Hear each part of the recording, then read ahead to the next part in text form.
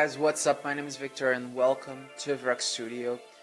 I just played Resident Evil 4 and I've got some stuff to talk to you guys about. It is amazing, but first I want to tell you guys about my gameplay video. So I was hoping to make one larger video with the gameplay in it, but turns out the video got too long. So what I'm going to do is I'm going to actually upload two videos, and this video right here is the review, and there's another video. It's going to be linked around here by a card, and the video link is going to be in the description so you guys can actually see the gameplay and me tweaking the settings and all that stuff. Okay, so with that out of the way, let's go to the review. Okay, so Resident Evil 4 VR is an Oculus Quest 2 exclusive. You can't play it on the Oculus Quest 1, and you can't play it on the Rift through PC VR. And I gotta say, I was worried about the graphics. I was worried about the third-person cinematics. I was worried about the gun mechanics, the reloading, how you pick up the ammo, and some of it were actually bad, some of it were amazing. So let's dive in, and so let's start with the gameplay and the moving and motion sickness and all of that stuff, because I think that's one of the main concerns when it comes to VR gaming. So motion sickness, I personally have never experienced motion sickness aside from playing Darth Vader Immortal, and I was looking down on the scenario. I am really afraid of heights, you guys, and I got motion sickness then, but that was the only time. I have never experienced motion sickness because of moving or because of an actual item during gameplay coming at me. I have never experienced that kind of stuff, but Resident Evil 4 has you covered if you do experience motion sickness. There is a bunch of settings that you can tweak so you can feel less motion sickness as possible. There's snap for turning the view. There is also what I actually always use, which is the speed and smooth turns. You're gonna be using that a lot, okay? So go ahead, try out on the menu. You can actually try out while you're tweaking settings. You can see Leon's hands, you can try the grip, you can do all that stuff. You actually have a shooting range, so you can test all the mechanics out, so that's cool. And you actually are going to want to go to the shooting range before you start because of what we're going to talk about next, and that's gun mechanics, that's reloading mechanics. So reloading the guns is pretty easy and pretty intuitive. So it is, I would say, semi-realistic, because let's talk about handguns first. So you have the handgun in your hand, you have the magazine, you put it on, you do the gun mechanics, you pull out the holster, and you're good to go. Pretty straightforward. You don't have to actually aim too much the magazine on the handgun. That's not their goal, and I think that was amazing. So when it comes to shotguns, you guys are going to see in the gameplay, check the link in the description. They are supposed to be reloaded. Sorry, it's really late right now.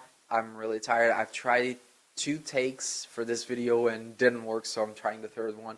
So for especially the shotgun, usually you go on and put 1 bullet at a time, but it doesn't work that way on this game. You just put on 1 bullet and it reloads the entire capacity of the shotgun.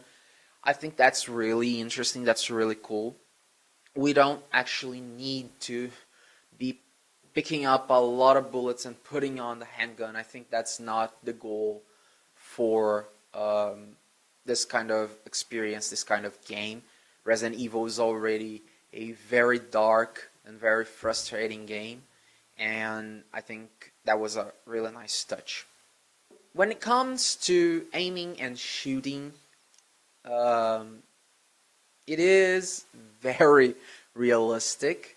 I've played Sniper Elite. I actually really love the Sniper Elite VR, and I gotta say, Sniper Elite is a lot harder than the Resident Evil 4 mechanics, but that's not a bad thing.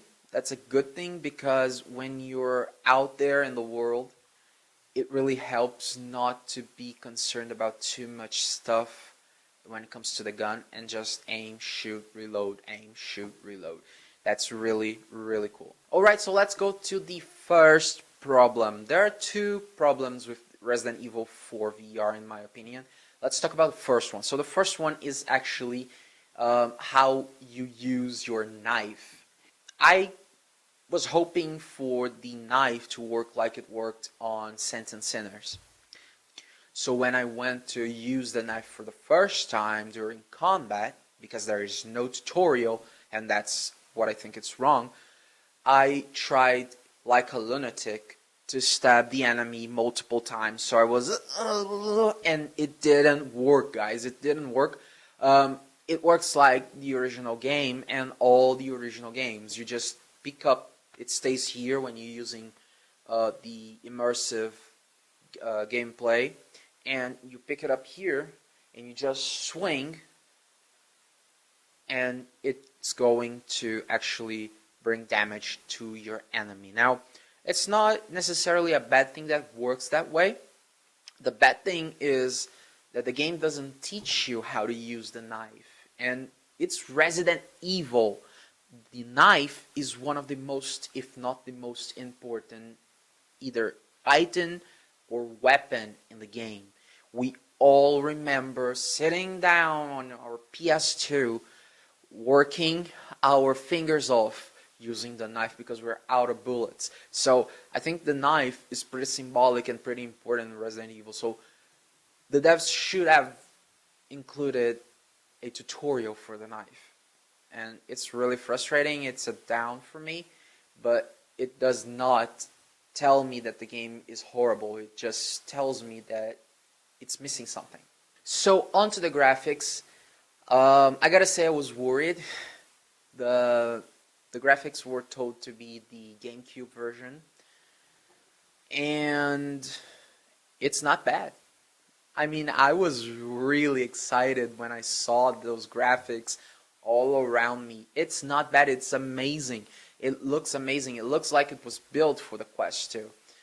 So, on to the final problem, the second one, and that's the actual big problem with Resident Evil 4 VR. Now, some actions are seen in third person as they're being executed. Others are seen in first person without pausing, without stopping gameplay. Now, what actions are seen without stopping gameplay? Jumping over fences, jumping from a higher store to a lower store, and I believe some others may be dying from falling from a high height. Maybe these are the mechanics that are seen in first person without stopping the gameplay. Now, when the enemy grabs you and you have to get out of their grip, it's third person. If you have some sort of in-gameplay, let's say cutscene, not exactly a cutscene from the story, but maybe a boss or something like that, that you should actually feel like you're inside the gameplay, you don't feel that. It's third person, and that is really, really bad. I mean, it's not that it tells you the game is bad and it's not worth it. No, you can go past that. But I think devs should just go ahead and fix this. Just an update. Build those scenes, or at least the actions. I mean, there's no meaning, there's no sense in putting an action where you're actually grabbed and you have to get out of the grip of the enemy, and you put that in third person like it was the original game. That doesn't make any sense. It's horrible, it sucks, and it feels like the game is unfinished or it was rushed in. And the rest doesn't feel like that, so just fix this, please. This doesn't make sense. Alright, so even with these problems, the game is just amazing. It is definitely worth the $40 price. It's $40 in America, it's 40 euros for the UE.